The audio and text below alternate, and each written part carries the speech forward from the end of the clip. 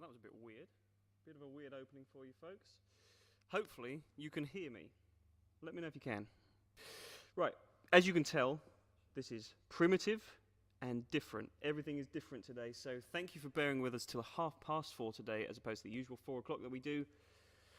We've mixed things up big time. As I said on the Instagram story as an introduction, things are different today. Got a bit of a treat. So we've moved back to the saloon stage. I think we wanted to do kind of revert back to what we did at the start of the lockdown, if any of you remember those videos, back in March. As the UK has just entered a second lockdown, we're back to where we started. But, you know, we've made a few advancements in the live stream Q&A game, so I've got a trusty little tech team here with me today. I've got Luke and Aidan behind the camera and computer. I'm going to try and get a live Q&A happening with a little bit more tech behind it, because I know people who've watched these before know that there's been a few sound issues when it's just been me on my phone. And I'm making things particularly difficult today because I've got a 100-watt 2-rock right behind me, which I'm going to talk about in a moment. But hopefully, I'm just going to make sure in the comments that things are making sense to people and you can hear what's going on. So, looks like... Thank you. I appreciate that this is a musician-based kind of conversation here, because everyone's got an opinion on the sound. How are we doing? How are we doing, guys? I think we're all right. The left-hand side thing is, I'll have to sort it for next time. All right, well, we will reiterate this. This is primitive, and this is basic, and this is... Everyone's been stressing very hard to get this working. This is as good as we could get it today, but, you know, hopefully it's going to be better going forwards, and it's a lot... Exactly, come back every week, and we're going to be improving. But anyway, looks like we've got a good few folks along already. So, if you haven't seen one of these before, these live Q&As are basically a chance. If you have any questions that you wanted to ask about any particular bits of gear you may have seen, or you know, whatever it is to do with the shop, then drop a comment in the live chat and I will get to your question. But, as you'll be able to tell from the title of this Q&A as well, it's also a chance just to show you some cool gear. And the gear we've got today is very cool indeed. So in piecing together some ideas for what to show you, it actually occurred to me that this is one of the best weeks of having received gear that we've had in quite a long time. PRS came through in a big way, as they have done over the past few weeks anyway, but this week marks the arrival of this guitar, which I'll talk about in just a moment. A really, really exciting spec of the Silver Sky, to me anyway, so I was very pleased to grab this. I've also got another wood library that I'm going to show you. Talked about those a fair bit in the past anyway, but there's always time for one more. And then we've got the mighty 2-rock TS1, which is the revised version as well. So there's a lot of gear. I'm going to try and cram it all in, as well as getting on your questions. So let me do that first, and then we'll delve into the gear realm. So, right, I'm going to start right at the top. And we had some intense questions straight off the board. So Michael MC, I'll do some greetings in a minute, but Michael MC says, do you prefer the maple or rosewood board? Specifically with the Silver Sky, I've kind of talked about this a little bit before anyway, but it's got to be the maple for me. And just having spent a bit of time playing this guitar as well, that's a telephone ringing by the way, having just spent a bit of time playing this guitar, it kind of reinforced that point. The maple just transforms this guitar into something else. It's a lot more, well, you know, I'm kind of maybe overemphasizing the terms a bit here when I say it's a lot different, but it's certainly brighter, it's certainly crisper. To me anyway, it just seems to work in the way that the Silver Sky should have done perhaps all along. That's not for me to say because I didn't design this thing, but I'm a big fan of the maple. Pramesh underneath, hello to you sir. Is it already cold in the UK? Yes, it is in fact. This morning it was 1 degree Celsius where I live, and it's remained that way. So yeah, cardigan and neckerchief are being put to use today. Hopefully though, wherever you guys are watching from, and as you know, I do like when you tune in with where you're watching from, hopefully your climates are more pleasant where you are. Anyway, let me get a few hellos in there. Cranar Silku, hello to you, my friend. Pramesh, you say you prefer this setup. Yeah, so hopefully this setup for the live Q&A will remain. It seems to be working okay so far. We're going to keep working on it, but I'm glad you prefer it already.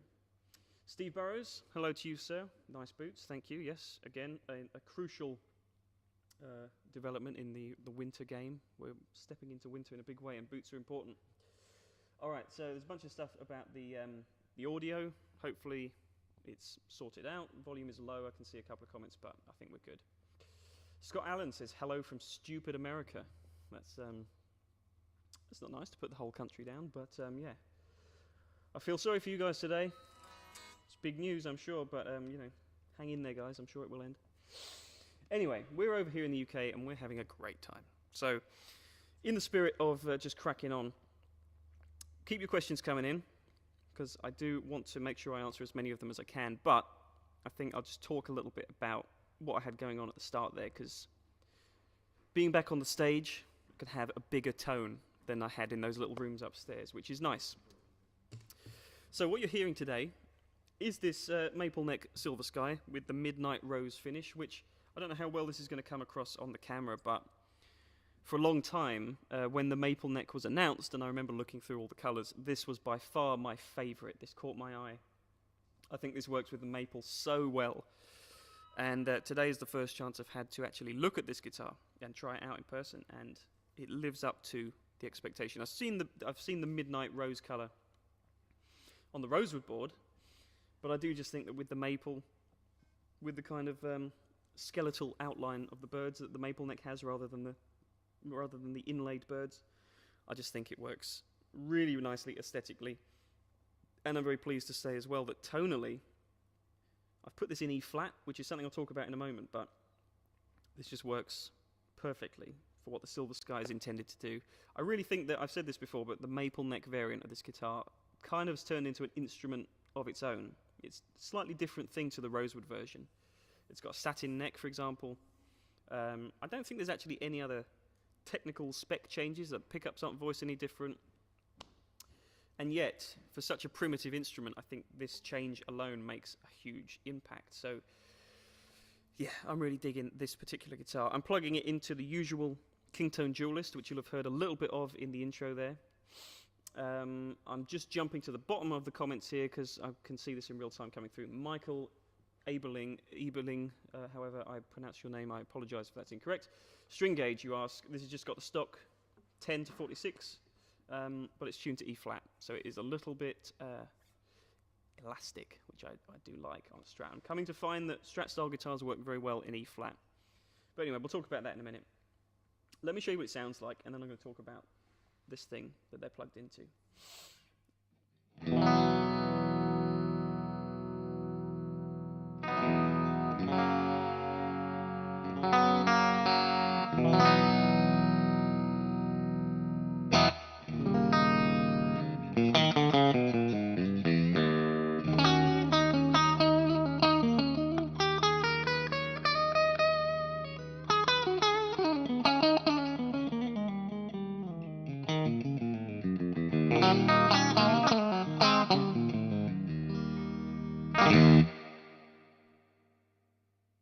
Alright, hopefully we're back.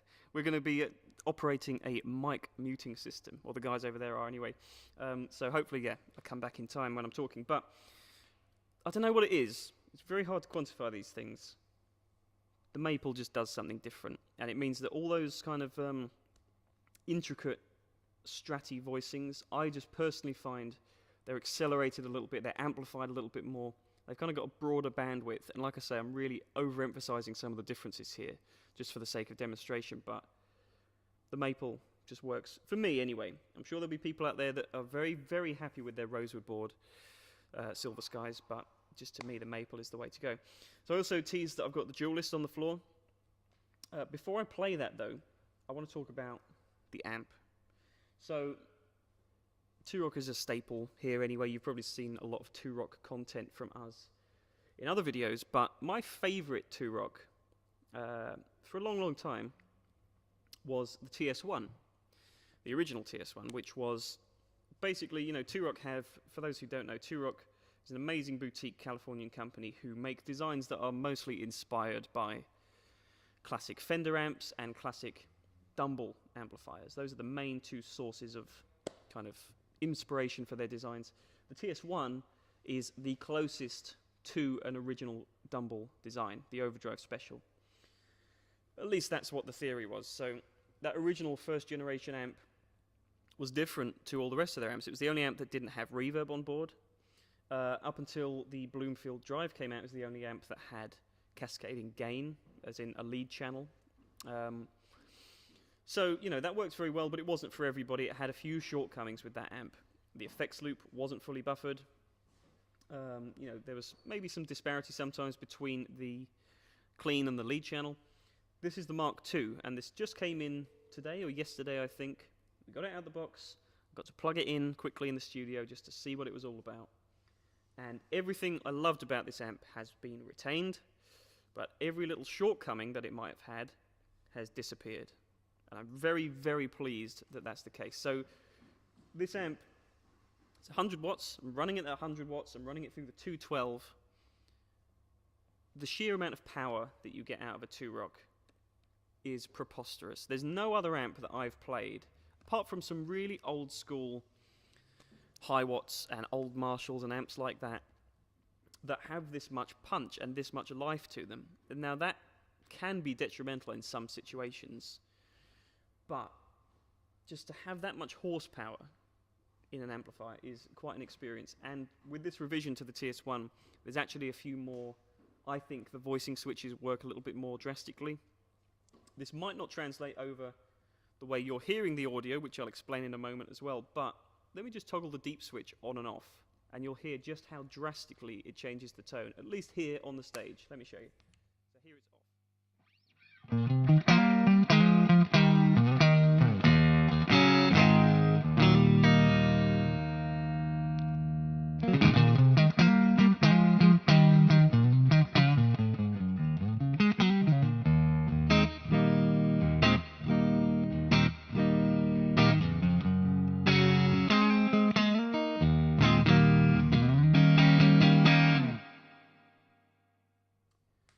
Okay, so to me anyway, that makes a big, big difference. It's mitigated a little bit by the kind of huge space that I'm back in the Peach Saloon, but it still is there. The effect is still there.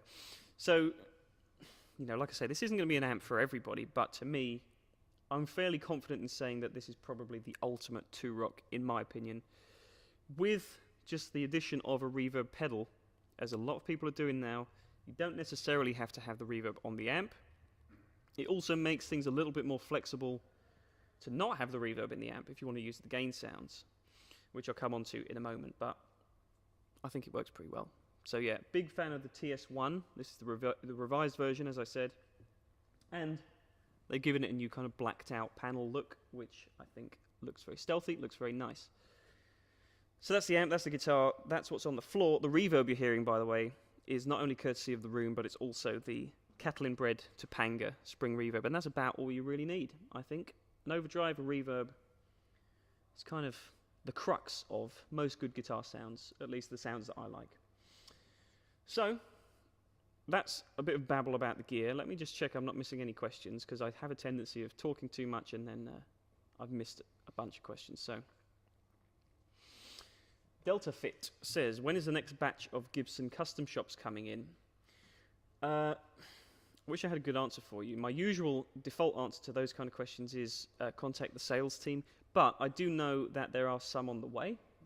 We kind of get these shipments intermittently, but when we do, Gibson just treats us as some of the best kind of batches of guitars. I know that John puts a lot of effort into picking not only the woods that go into the construction of the guitars, but also hand-picking certain models that certainly whet the appetite of most people who come to the shop and who view our online stuff. So I can't say when, but I just know that when they do come in next, it's going to be a good batch. And the last batch of Gibsons, which I think had the 68 Les Paul Custom on it, I'm getting nods from Aidan here. Aidan behind the computer, by the way, who you may not have met or seen before, but he is the newest member to the marketing team, and he knows everything that is going on in the shop. He knows what's coming and going. So if I have any questions, I don't know why I didn't just ask you, actually. When are the next Gibson custom shop guitars coming in, Aidan? Like you said, Jack, they are very sporadic, and obviously with what's going on in the world right now with coronavirus, it's hard to say. It's But certainly. when they do come in, we are certainly treated well. If you can't hear Aidan, he's giving a very good answer. He's giving a sales team worthy answer. Basically, we don't know, I'm afraid to say. But thank you anyway. I won't put you on the spot like that again. So, that's the answer to that question, roughly. Michael MC says, looking forward to a John Sir signature demo. I almost included that guitar in the live stream today, but I kind of started with the PRS theme and wanted to carry on that way. That is a great guitar. So you may have seen in the unboxing video yesterday, there's a new John Sir signature Sir, which is an HSH standard body. I was corrected yesterday by Mr. Spenuin. It's not a classic S body style, it's a standard body with HSH pickups, and it's just a great performing guitar. It's actually got a glossy neck on that thing, which I do find really comfortable. It differs quite largely from some other Sir products. The listing video, I believe, will be coming quite soon, so you can check that out quite soon. It is on the website if you want more info on that guitar as well. But yeah, that was certainly, of the guitars I got to play yesterday and today, that was certainly one of my favourites of the Sir batch. John Maloney, 1988, says, any advice on a lower watt plexi style amp? Thinking Cornell 1820 or even a Victory Sheriff, not looking for high gain. Okay, if you're not looking for high gain, then the differences between what a lot of amp manufacturers term the plexi sound seems to be enormous. Even the amps that you've quoted there, the Cornell and the Victory, are so opposed to one another, even though they're in the same kind of camp. The plexi style kind of term is so broad now, and I often find it difficult to give recommendations based on that, because Friedman, for example, the PT20 is one of my favorite little low wattage Marshall style amps, but to me it doesn't really sound like a plexi, even though that's what it claims to be. Everyone's got a different distinction of that term, so based on the information that you've given there, I kind of just have to say, check out the Marshall, the little SV20. Talk about that a bunch. I get a lot of questions about that amp as well, actually. It's an amazing little amp, and being a Marshall, they've given it the definitive plexi voice. It's quite practical as well, because you can use it at 5 watts or 20 watts. I'm trying to think of some other contenders, but for low wattage plexi, like I say, it just is a little bit of a minefield, unfortunately, but that Marshall is my kind of take. I've just had a recommendation for the Dr. Z Remedy as well, but that's bumping up the power a little bit. You're at 40 watts at that rating. You do have half power? Yes, I'm getting recommendations all over the place, but based on your question there, I'm going to give it to the good old Marshall, and that may seem like an obvious choice, but yeah, the Marshall SV20 works very, very well for that plexi thing. War Machine 7, which is a superb name. Peach Guitars is staying open over lockdown, right? I'm sure we'd all agree that Peach Guitars is essential. That's very kind of you. Yeah, so basically, in line with the rest of the UK, we've gone into the second national lockdown. So the shop is closed to the public once again, but for the foreseeable, we will be here as the media team, still working away, socially distanced, of course, and making sure that we're still supplying you with the videos that you've come to know from us throughout the lockdown period. Yeah, so these live Q&As are still going to be going ahead every Wednesday. We're still going to be putting out feature content. We're still going to be putting out listing content. And there's a couple of exciting developments on the way as well. So yeah, no worries there. War Machine 7, Peach Guitars is staying open, but unfortunately people will not be able to shop in store. But there's still click and collect services, I will just point out as well. So if you buy from us online, you can still get delivered, or you can click and collect, whatever suits you. Aqualuk Sorensen. Again, I hope I've not horribly mispronounced your name. I probably have, but you're in Greenland and it's quite cold. I can imagine it would be. Yeah, I feel somewhat humiliated now based on that, the fact that I'm cold here. Wherever you are, just thanks for watching. I appreciate it. Ireland here, typical Irish wet weather as well from John Maloney. Yeah, you probably got it worse than we have, but, I'd like a complaint every now and again. Right. A few more questions, then I'm going to get into some more gear. Richard Littlewood, is it true they updated the neck carve on the Rosewood Silver Sky and the maple has the original? That's very interesting, actually. I've heard, I have heard something along those lines about the neck not necessarily the profile, but like you say, the carve or the kind of the feel of the neck has changed between the two. I personally can't kind of put my finger on that because, like I say, this is satin, and just having the different feel of the fingerboard as well makes it very hard to actually scientifically measure any differences, I would say. But it could well be true. All I know is that this feels maybe a little skinnier, and the satin makes it feel a little bit faster. Those are just two things that I personally like on this guitar. So yeah, I guess there are differences there, but I couldn't say whether it's actually like down to a difference in the carve or if it's just the effect that these particular changes have. I don't know, I'm afraid. But, you know, I just all I can keep saying over and over again is that I really like this neck profile. But if you do want a more direct comparison between this and the Rosewood, then there is a video from us on the channel where I did compare the Maple and the Rosewood. You may have already seen it, but kind of delved into the feel of the neck a little bit more there. Right, let me just kind of skim through a little bit here, because I want to try and cram in as much as I can in this live stream. Obviously, we started a bit later today, so this will be a bit of a shorter video in general, but I still want to talk about a few bits of gear. So, before I get into some more questions, I did say, kind of teased, that this amp has an amazing drive sound to it as well, which everyone knows that Two-Rocks sound amazing with the clean sound, but this has the infamous Dumble Overdrive Special kind of influenced voice lead channel as well. So I'll play a bit on the clean, and then I'll toggle the lead on. I'm going to keep the reverb pedal on, actually, in the front, and I'll show you just how well it takes reverbs and delays and that sort of thing in the front end. Check this out.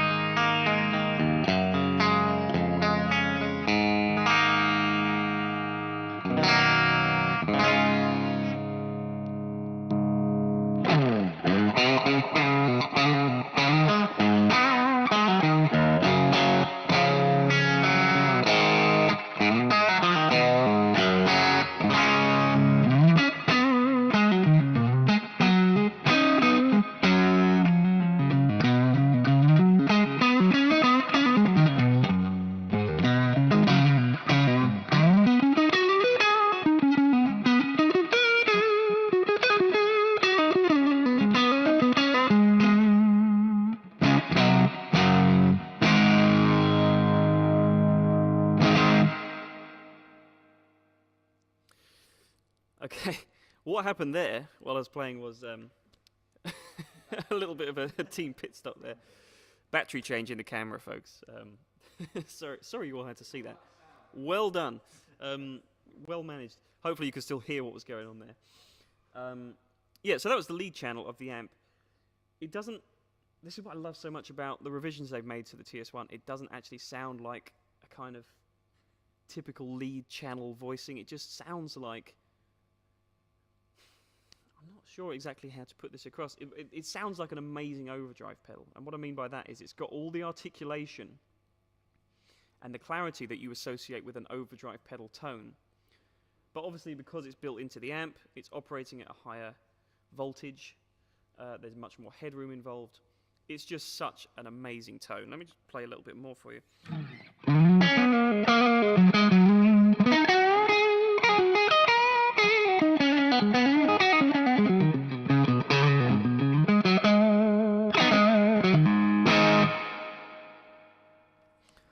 And you can tell I had a ton of spring reverb on there as well from the pedal. Doesn't really mush out like some pedals into distorted amps would do, and I think that's again just because of how much headroom is in the amp. There is a new improved effects loop on here, but I'm not the biggest fan of effects loops, but even if you want to take that approach, you can do, and it's fully buffered now, and it's got individual send and return levels, but even with stuff going in the front end, you know, I wanted to make that point there. It works very, very well. While I've got this lead sound, I'm going to just plug in guitar number 2 that I've got here and show you what it sounds like with some humbuckers. So what I've got here is one of my very favourite PRS guitars that I think I've ever played. Not necessarily this exact one, but this model. We've seen a few of these Wood Library PRS Custom 24s now for 2020. Slight spec change. Obviously, they've got the most amazing flame and curly maple tops, which I'll try and get it in the light as best as I can so you can see it, but they're all on the website and so on anyway. Mahogany body, I believe, with roasted maple neck, as opposed to the usual mahogany neck. And that opens up a slight different window of tone. It's a little brighter, even acoustically. It's just got a little bit more zing to it, and this is what it sounds like into the lead channel of the Two-Rock TS1.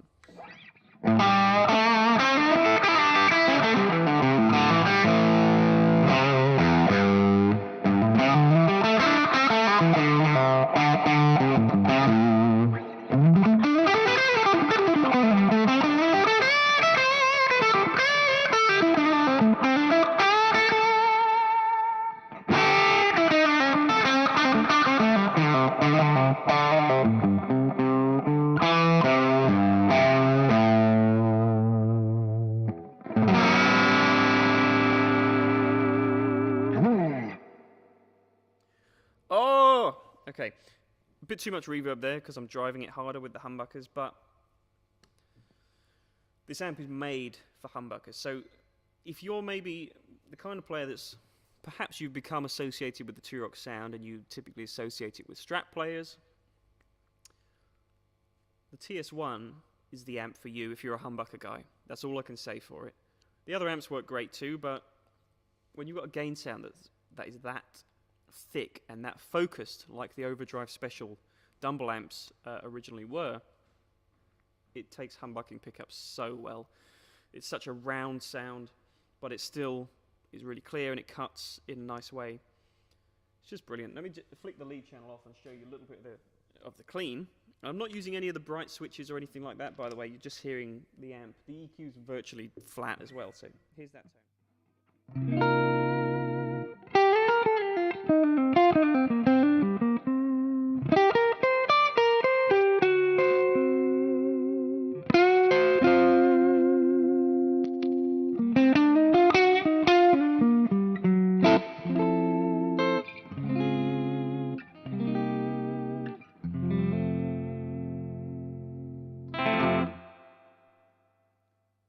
So, it still gives you those really glassy, sparkly, open, hollow, too many buzzwords, clean tone that Two-Rock is known to do with a humbucking pickup. And then you've got that lead channel on board as well. It's just the perfect marriage of what I personally like of this kind of amp's tones. So, that's enough blabber about the Two-Rock, but you're definitely going to be seeing a lot more of this in the future whenever I'm playing guitar, I think, because I just love the sound of it so much. These guitars as well, I will just refer you to previous videos that we've done on these Wood Library guitars. There's going to be some stuff coming up in the future as well, but they're some of the best PRSs I've ever used and played. They've just got all this wonderful articulation, and there's enough terms from me. Let me just answer a few more questions before I talk about the last thing in the chain today that you're going to want to know about. So, what have we got? Just try and jump up to back to where I was before. Alex Ivory says, have you had a chance to play the new Fender Made in Japan Modern? Would be great to hear a demo, in particular the Telecaster. I haven't yet, I'm afraid, Alex. They look really cool, though. Those are the guitars that kind of have a bit of the like the Sir Pete Thorne vibe to them, like the two humbuckers and the trem, I think. Yeah, I'm excited to actually try those out because I'm keen to see how they stack up against some of their kind of contemporaries. But I think with the Made in Japan Fender stuff, you kind of learn to know what to expect with those. They're just amazing quality guitars, and they kind of take a few chances and a few risks that the Mexican line of guitars and the American line of guitars don't always do. That's why I think you're seeing these kind of modern infused guitars from the Japanese factory. So I am quite interested to see those. I know that we have started receiving them, but I just haven't had the chance to play them yet. So hopefully soon enough. All right. Abakri. However that's pronounced, sir. I apologize if that's incorrect. But you recently acquired that beautiful custom Cherry 335 and mentioned that you'd played many before that. What was it about that particular guitar that spoke to you? That is a good question, and I want to try and give the best buyer's advice that I can with that, because yeah, it's interesting that, you know, when you go through, I mean, I'm in quite a unique position of getting to play a lot of these guitars, but when you go through so many guitars, even when you come into a shop and you try stuff out, I think you just know when something works for you, because you don't have to think about what you're doing with it. You don't have to think about where the controls set and so on. The tone is just working for you wherever they're set, whatever you're plugged into. Especially with a guitar like a 335, acoustically as well, if it's working for you acoustically, that's when you know that it's a good one. And with that particular guitar, the finish just happened to be right as well, because it was a darker shade of cherry. Yeah, but as to actually how you know, or what was it that spoke to me, as you questioned there, it all just seemed to come together, and I remember thinking that I'm not going to let that one escape. We've had too many instances in this shop, both myself and other members of staff here, that have let instruments go, and they really should not have done. So, you know, it's just the way it goes, unfortunately, guys. But especially with Gibson, when you just get the right one comes along, you just know it. That was a very mystical answer to your question, but if you haven't seen it already, there's a video on my own channel that's kind of detailing more about why I chose that guitar, and you may have already seen that as you're asking that question, but if you haven't, Complex Lost says, can you recommend a Floyd Rose trem? I'm guessing you mean kind of in general. Are they, you know, worthy? Yeah, I like a Floyd Rose. I think they work very well for certain applications. I actually like the tonal effect of a Floyd Rose on a guitar that's like suited to higher gain tones, because it kind of chops off some of the low frequencies, which means that if you've got a high gain sound, you do get this kind of enhanced clarity just from having that particular bridge system. I like the way they feel as well. So yeah, not for everything, but if you're playing with predominantly mid-gain and upwards, Floyd Roses do work very well. And I certainly prefer them to Kahler style trems and stuff like that. Okay, Scott Allen, is the Badger a plexi sound? It's an interesting question. Some of them, I mean, there's a couple of different variants of the Sir Badger amplifier. There's the 18 and the 35, which have EL84 tubes, and there's the Badger 30, which has EL34s. If you're going for a plexi vibe, then the 30 is definitely the way to go. It does sound pretty martially, but without getting too deep into the technicalities of this, the Badgers are cathode-biased amps, which is what all the kind of classic Vox-style amps were. A lot of those touch-sensitive Class A amplifiers were cathode-biased, and that's what the Badger is, as opposed to most Plexis and Marshalls, which are fixed-biased. Now, to scrape away all that technical jargon, what that basically means is fixed-biased amps have this very, very quick response and this very immediate kind of tight sound, and cathode-biased amps just don't have that to the same degree. What they have is a much warmer, richer sound. So the Plexi sound to me is that bright, snappy, fixed bias thing. The Badger is that warmer, smoother, cathode bias thing. So it'll get close, but the response is slightly different, and it's just worth being aware of that. Though I apologize if that was way more detail than you wanted from that answer. I can see another question from you actually about using the effects loop on the Badger. I tend to just use everything in the front, but the loop works very, very well. I'm jumping around a bit here because I want to get a few more questions in before we wrap this up. Eric Swearison, hope I've pronounced that correctly, you asked about 1080p on these videos. We're going to work on that. We're trying to just gradually enhance these. If you've just joined after I did the introduction, basically we're trying out some new setups for these live Q&As. And we're going to work on all these little attributes that go into it, the sound, the visuals, but hopefully it's a good start anyway. So yeah, HD will come in the future. David Locke, I just see you posted something about your question that I haven't got to yet. Let me see if I can find it. You say you just bought a PRS SC594 from Peach last week. Congratulations, sir. You now fancy the Eastman T184 MX for jazz and blues. what do you honestly think, or advice for a better alternative? I'll be totally honest with you, David. I'm sorry to have built this up. I can't picture that guitar for the life of me. Yeah, so my I mean, depending on how far down the jazz route you want to go as opposed to the blues route, as you quote both of them there, Eastman just make really solid semi-hollow and fully hollow guitars across the board. So whatever model you're talking about there, it's going to be, I think you'll be surprised with the quality of Eastman guitars. Even the lowest end models that they make, particularly those semi-hollow and fully hollow guitars, they're all still, hand-carved instruments. So, you're not going to be disappointed there. But I'm afraid I don't know the exact model that you're referring to there, so I can't give an honest description of that guitar, but I can only speak for Eastman as a whole. Hopefully that helps a little bit anyway. So, I think we're about there with the questions. Delta Fit, let me just quickly answer this. What's the difference between the TS1 and the custom classic reverb signature, the two rocks? I guess the way you can think of it is the classic reverb signature is the ultimate clean amp. It's got a lot more voicing options than this amp does.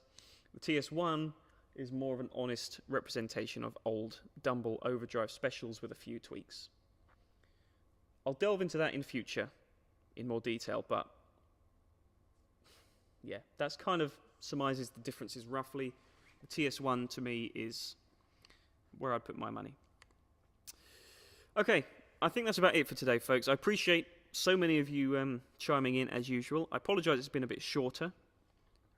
One thing I want to talk about, though, before we wrap this up is the other end of the chain. The way you're going to be hearing the guitars and all the live Q&As going forward is that little box that's on top of the amp up there, which hopefully you can see. We're now using the 2 Notes Captor X, which is an amazing little reactive load box and speaker simulator and attenuator as well. Very compact solution, so you actually are hearing a combination of that with whatever's coming through this mic. So that's why the sound's been a little bit kind of topsy-turvy, but most of what you're hearing is the 2 notes. And you're going to be hearing it going forward as well. So kind of covered the whole of the spectrum of tone today. Hopefully I've answered enough of your questions, but hopefully you'll understand that this is a little bit primitive today in terms of what we've got going on with the live stream. But going forward, these are going to get better and better. So I'm going to play you out on this one now that I have a technical team to fade me out while I'm still playing. I won't have a clumsy ending as usual, but thank you very much for watching. Have a great week, and I will just point out that if you're still keen to check out some stuff on the internet, you can check out my channel. There's a video that's just going up right now. So there you go. Self-promotion, I know. Right. See you next week, folks. Take care. Bye-bye.